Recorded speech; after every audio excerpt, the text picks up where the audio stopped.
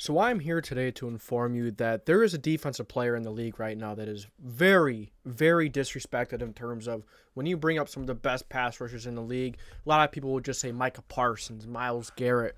They'll say some of those top guys that come right to mind, and rightfully so. They are very good football players. But this guy right here, Maxx Crosby, it should be in that conversation. He should be mentioned just as much as these guys because he is that good and great of a football player.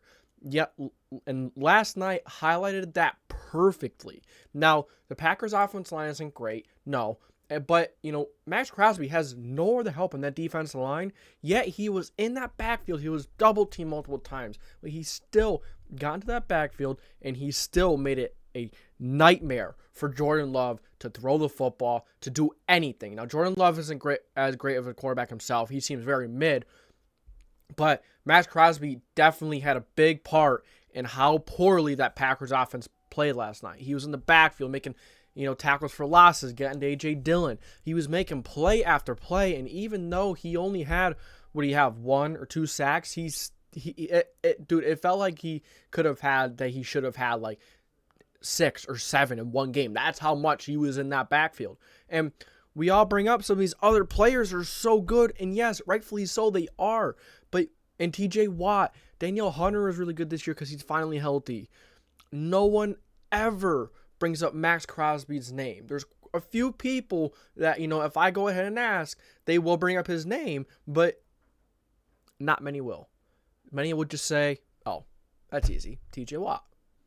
Micah Parsons. You ask him who's the best defensive player in the league, or give me a group of your best. Defensive linemen or guys who pressure the quarterback.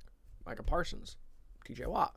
Rightfully so. Those two make play after play, and they're some of the best defensive players that we've seen. They're all-time greats. They're going to go down as all-time greats. But Maxx Crosby will too. And I want to compare him today to one of those players. I'm not going to tell you which one yet, but I'm going to compare him to a player that we were talking about that could be an MVP candidate on the defensive side of the football.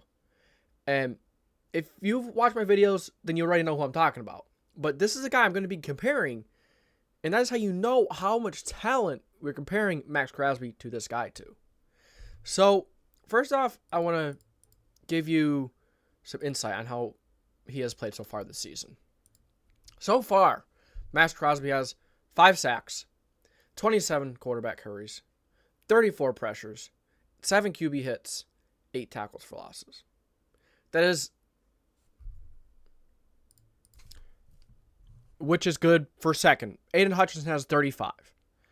Shows you how good that Aiden Hutchinson is as well. But, another thing that you have to talk about when you talk about Maxx Crosby and you talk about some of the other guys is Maxx Crosby, it's a one-man show. It's a one-man show. You look at Nick Bosa, fine. He's great. But you have Javon Hargrave. You have other guys on the defense line who are very good at pressuring quarterback. Or incredible. So he has help, but I'm not taking away from how good Nick Bosa is. Joey Bosa, he is very good. You could argue he has help. He doesn't. He has Khalil Mack on one side. He had one game with 6 sacks. Other than that, Khalil Mack hasn't really been Khalil Mack. You have the rookie. They do have a rookie, a very difficult name to pronounce. Don't remember exactly what his name is, but he's been very good. So Joey Bosa has a little bit of help, not in the inside. Hassan Reddick. Everyone wants to go ahead and crown Hassan. Hassan Reddick is, he's great. He's an awesome pass rusher. He's elite. Okay. That's fine. You could say that. But that is not true. Hassan Reddick is not elite. He is not. He is a pretty good pass rusher. He's not elite. He disappears in big games. Has so much help around him, and that's not taken away from how many sacks he had last year. He's just not as good as everyone has him out to be. But then you look at a guy like Maxx Crosby. He has no help around him. Yet he's putting up these kind of numbers. 5 sacks, 27 hurries, 34 pressures, 7 QB hits, 8 tackles for loss. And to be honest with you, 8 tackles for loss is good for more than TJ Watt, Micah Parsons, Myles Garrett, Aaron Donald, Brian Burns, Quincy Williams, Trey Hendrickson, Danielle Hunter. The list goes on. Maxx Crosby needs to be garnering more respect. He deserves to be in that conversation. When someone asks you, who is the best edge rusher in the league? Who's the best pass rusher? Who are some of the best defensive players? Maxx Crosby needs to be in that conversation. He should be. After this video, you will understand if you were not understanding already. So let's see who he is compared to here. He has 4 sacks, 21 hurries, 29 pressures, 4 QB hits, 6 tackles for losses, and 1 forced fumble. Those are some pretty damn good numbers, right? Look at who we're comparing him to. Micah Parsons, who everyone, before the season, including me, I'm like, if there's a defensive player that can win MVP, Micah Parsons is that guy. And Micah Parsons has played one of the one of the best defensive players in the league. But he has disappeared the last 2 games. He disappeared versus the Niners in a huge game. Now, that entire Dallas defense didn't play well, but, he didn't really get any sacks. He didn't get much going. Maxx Crosby, he's all by himself. And then you could also argue, Micah Parsons, he has DeMarcus Lawrence on the other side, and, that defensive line is deep. They blitz, they like to blitz common coverages, and that helps as well. That helps confuse them. Now, Micah Parsons, he's a great defensive end. He's a great defensive player. But looking at these numbers, comparing them, Maxx Crosby is better in every single statistical category other than forced fumble. And it really feels like Maxx Crosby should have plenty more sacks than he does. He doesn't. Micah Parsons as well. You can make that argument for both of them. But Maxx Crosby, point is, you need to start talking about Maxx Crosby more. He is such a darn good defensive player. He's so dominant. And if you go back and watch that game last night, and you see what he's doing, yeah, he does that every game. He doesn't just do it once. He does it every single game. You know what he said? He takes it personal. And that's what propels him. And that's great. I absolutely love that attitude. So start talking about Maxx Crosby a little more. When someone goes ahead next time asks you, who's the best defensive player in the league? Who, are some of the best defensive players?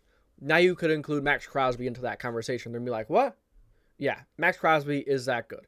He is one of the best edge rushers in the league, as we've already known that coming into the season.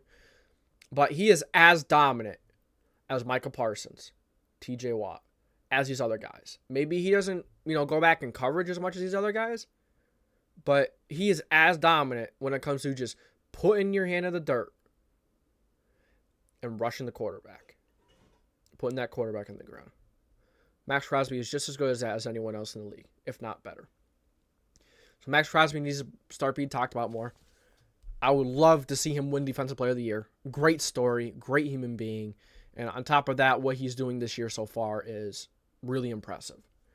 So it's time to start talking about Maxx Crosby a little more. As I just gave you an example. I compared him to Micah Parsons, who everyone, drools over. And rightfully so, he is that good. And TJ Watt, rightfully so, he is that good as well. And do not forget, Danielle Hunter has been healthy. When Danielle Hunter is healthy, he's one of the best edge rushers in the league as well. He will get pressure all day long. Very good. Very good. Very good. But Maxx Crosby is not talked about enough. I know he's talked about a bit, and he is brought up, but not as much. And no one brings him into that same conversation as Micah Parsons and TJ Watt, but I think he should absolutely be in that conversation. Because look at TJ Watt. He's absolutely great, honestly. And obviously, we all know that. And he does have help on the other side with Alex Highsmith, but I'm not saying that makes him worse. He is not. TJ Watt is one of the best edge rushers we've seen. He's very good. He will be an all-time great. On his own, he's fine. He will still do the same thing. But Maxx Crosby, he's done it. He's doing it. No one else on the other side. No one else on that defensive line. You could argue, Tyree Wilson, but he's not even, doing much. He's not even getting a lot of snaps. Oh, he's a 5th? No, he was a 6th or 7th overall pick, and he's barely getting any snaps.